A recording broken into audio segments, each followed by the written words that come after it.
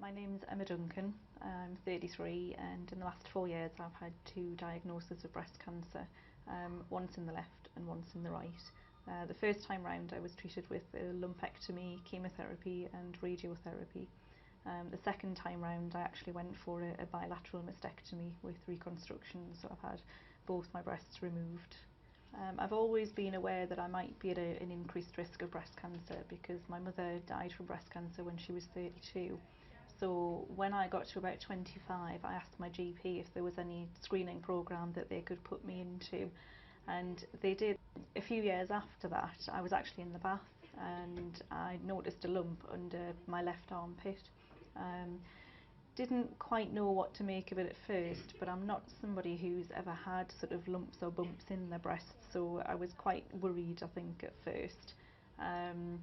Went to my GP the day after and they suspected that it might just be a cyst because I was only 28 at the time, and to not be worried about it, but because of my family history they would do my referral anyway. So when my referral came through, the lump, which had been sort of the size really of your little fingernail, had grown to about 2 centimetres. They did an ultrasound, they did a mammogram, and they also did a needle biopsy.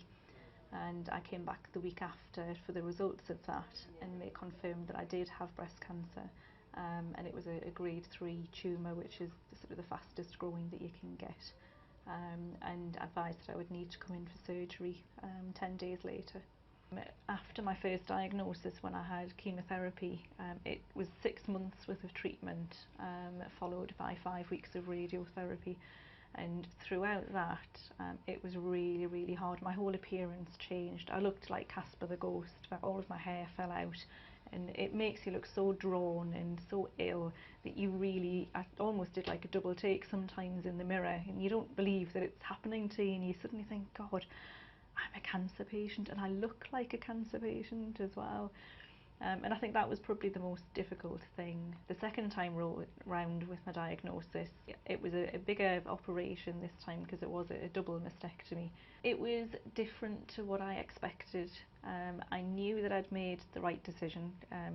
For me, really, it was the only decision to make when you've had cancer twice and they're unrelated, and you've had one in one side and one in the other. I woke up the day after and the implants that they'd put in weren't inflated because they fill them with saline to stretch your skin.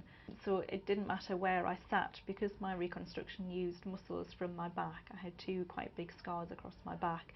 The drains were in my side, and obviously everything had been removed from my front, so I didn't quite know where to sit or how to just lie down to be comfortable. I did get referred to a psychologist because it is quite a big loss, especially when you're so young as well. When I got home, I felt a lot better. Things started to settle down. You're in your own surroundings, and I was, weighted on hand and foot, which was quite nice. And then it was just a case of trying to get back to normal, trying to get back to doing, my dog walking and things like that, being able to hold a lead, being able to push a door open, because with using muscles from your back, you lose quite a lot of sort of either your stability and the strength in your back and your arms and your shoulders. So even carrying bags of shopping, I couldn't do that for weeks, and I couldn't drive for a couple of months.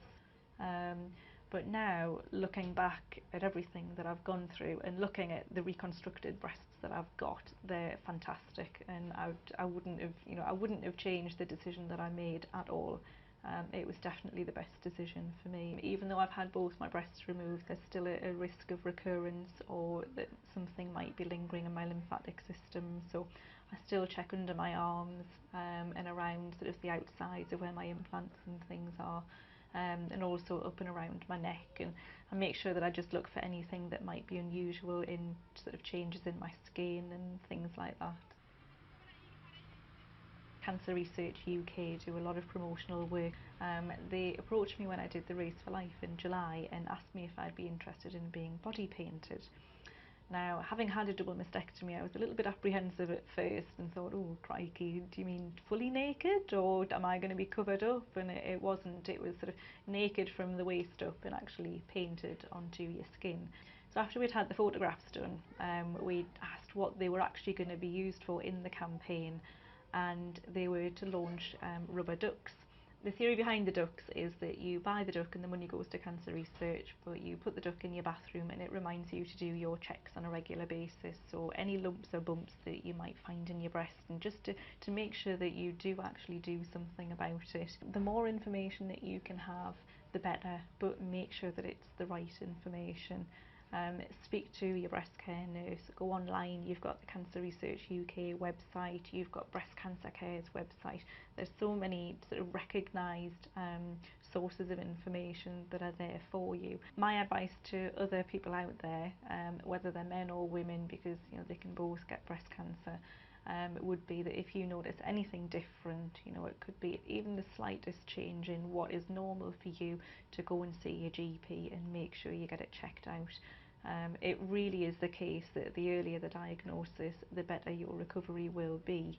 And I've been through it twice now, and I'm still, healthy today, and I don't currently have cancer. So it would just be my recommendation: do something about it, and do something about it quickly if you do notice anything unusual.